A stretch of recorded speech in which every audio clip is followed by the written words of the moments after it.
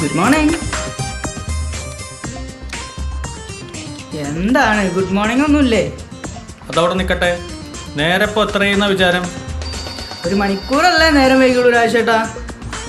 എനിക്കൊന്നുമില്ല. സൈൻ ചെയ്യണമെങ്കിൽ മാനേജറുടെ അടുത്ത് പോകണം. ഷോ ബുക്ക് കൊണ്ടുപോയോ? മുന്നത്തെ മാനേജറാന്ന് വിചാരിച്ചോ? എൻ്റെ ഹാഫ് ഡേ.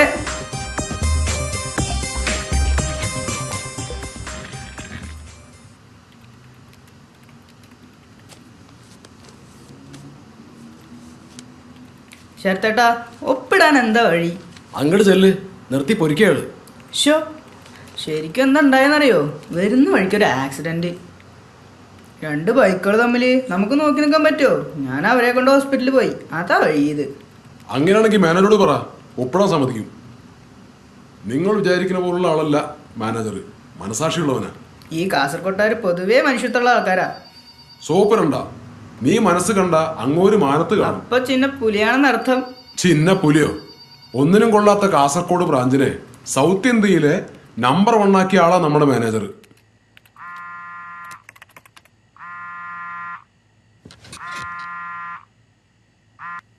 എന്തേ? പിന്നെ ഞാനൊന്ന് ഛർദിച്ചു. അയ്യോ, എന്തു പറ്റി? ഭക്ഷണത്തിന് എന്തെങ്കിലും? അതൊന്നും അല്ലെന്നേ. പിന്നെ നമ്മുടെ പ്രാർത്ഥന ദൈവം കേട്ടു. എന്ത് പ്രാർത്ഥന? ഒന്നുമില്ല.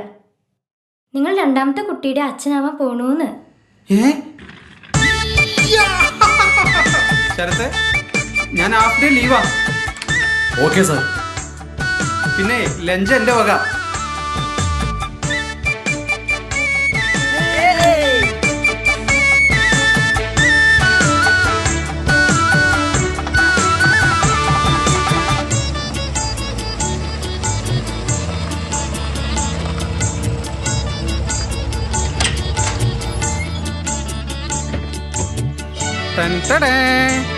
ഞാനിപ്പോ വിചാരിച്ചേ ഉള്ളൂ എവിടുന്ന അതാണ് നീ മനസ്സ് കണ്ട ഞാൻ മാനത്ത് കാണുന്നു പറഞ്ഞു.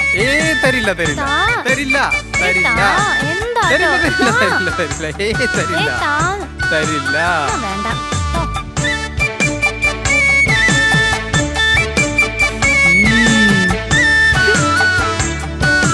എന്നാ പിടിച്ചോ. തരില്ല തരില്ല തരില്ല. വെറുതെ ദേഹം ഇളക്കല്ലേ കേട്ടോ. അയ്യോ, ഞാൻ ഓർത്തില്ല.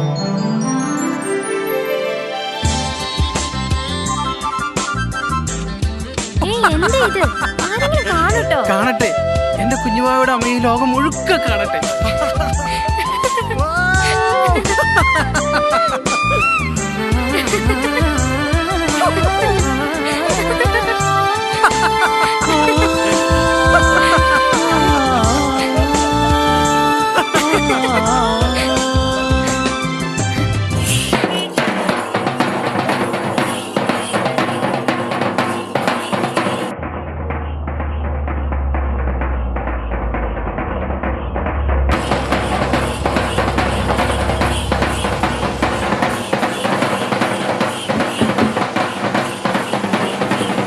പിന്നെ ഏട്ടനൊരു 500 കട്ട കയറ്റി കൊടുത്താൽ പേടിക്കണ്ട, എന്ത് പ്രാർത്ഥിച്ചാലും നടത്തിത്തരുന്ന ഭഗവാനാ.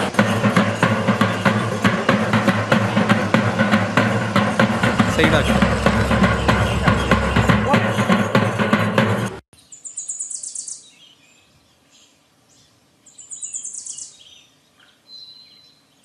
ഇവരെങ്ങോട്ടാ കിട്ടി? നമുക്ക് നേരെ അങ്ങോട്ട് പോകും.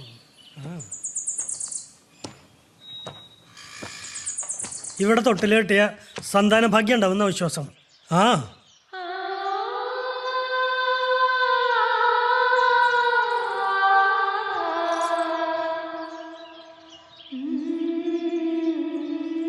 അഞ്ജു,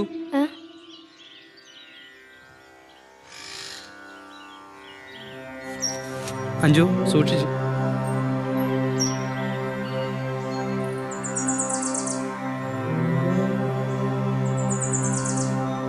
ഭഗവാനെ, ഇനിയും എൻ്റെ കണ്ണു നിറയ്ക്കരുതേ. പൂർണ്ണ ആരോഗ്യവും ഓജസ്സും തേജസ്സും ഉള്ള ഒരു മകനെ എനിക്ക് തരണേ. അടുത്ത വേലയ്ക്ക് 1000 തൊട്ടിൽ ഞാൻ കെട്ടാം.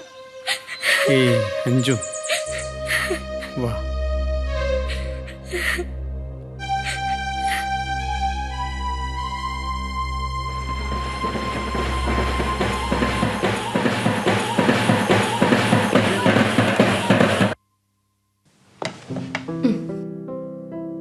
മോളുടെ പേരെന്താ?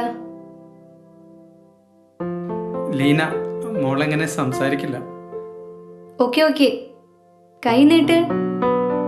Thank you. മിസ്റ്റർ ഗൗതം, ഞാൻ പറയുന്നത് ശ്രദ്ധയോട് കൂടി കേൾക്കണം. മൂത്ത കുട്ടിക്ക് ബുദ്ധിമാന്ദ്യം ഉള്ളതുകൊണ്ട് ജനിക്കാൻ പോകുന്ന കുട്ടിക്കും 50% പ്രതീക്ഷിക്കണം.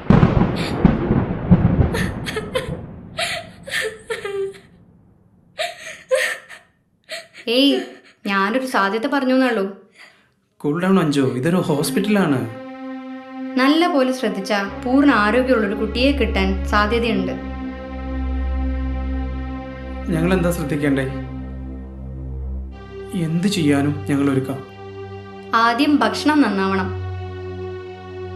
രാസവളം ഇടാത്ത, കീടനാശിനി അടിക്കാത്ത പച്ചക്കറിയും പഴങ്ങളും വേണം കഴിക്കാൻ. പിന്നെ പീരിയഡിക്കലി ചില ഇൻവെസ്റ്റിഗേഷൻ ചെയ്ത് നോക്കാം. വേറെന്തെങ്കിലും? ഇപ്പൊ ഈ ടാബ്ലറ്റ് കഴിക്കൂ.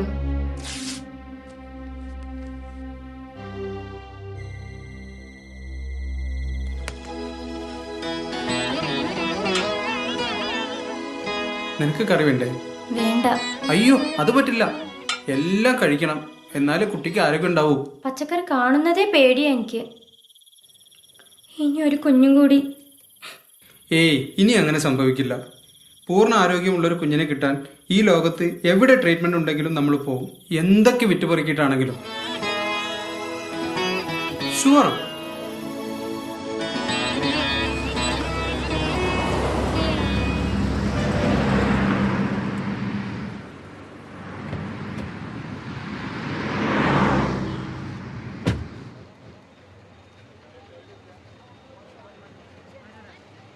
രാജേട്ടോ, ഈ പച്ചക്കറി ശരിക്കും ജൈവം തന്നെ അല്ലേ?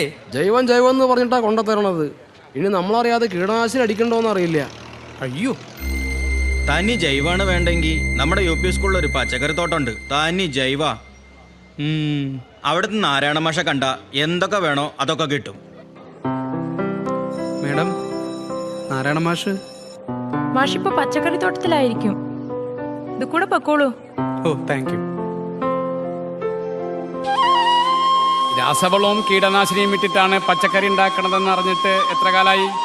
ഒരു 15 വർഷമായി കാണും. ആ കാലം മുതൽ ഒഴിവ് കിട്ടുന്ന നേരത്ത് ഓരോ മുരട് പച്ചക്കറി വെച്ചിരുന്നെങ്കിലോ? തന്റെ മകൾക്ക് ഈ ഗതി വരുമോ?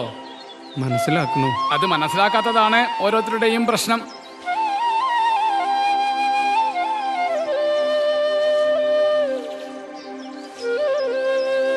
താൻ ആദ്യം ഈ കുട്ടികളെ കണ്ടുപിടിക്കേ. അവര് നല്ല ഭക്ഷണം കഴിക്കണമെന്ന് മാത്രമല്ല, നാട്ടുകാരെ കൊണ്ട് നല്ല ഭക്ഷണം കഴിപ്പിക്കുകയും ചെയ്യുന്നു.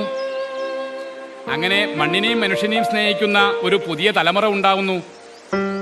അവര് തൊഴിലുറപ്പെന്ന സന്ദേശം പരത്തുന്നു. എത്ര മഹത്തായ കാഴ്ചപ്പാട് അല്ലേ? അതെ. തനിക്ക് ആവശ്യമുള്ള പച്ചക്കറി ഞങ്ങൾ തരാം, പക്ഷെ ഒരു കണ്ടീഷൻ. എന്താ?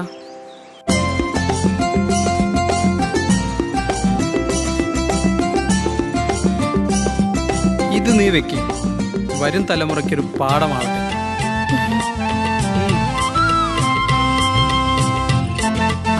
മോള് വാ.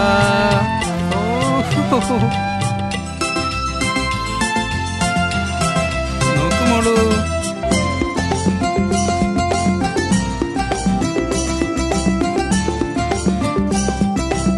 അങ്ങനെ മാഷോടുള്ള വാക്കു ഞാൻ പാലിച്ചു.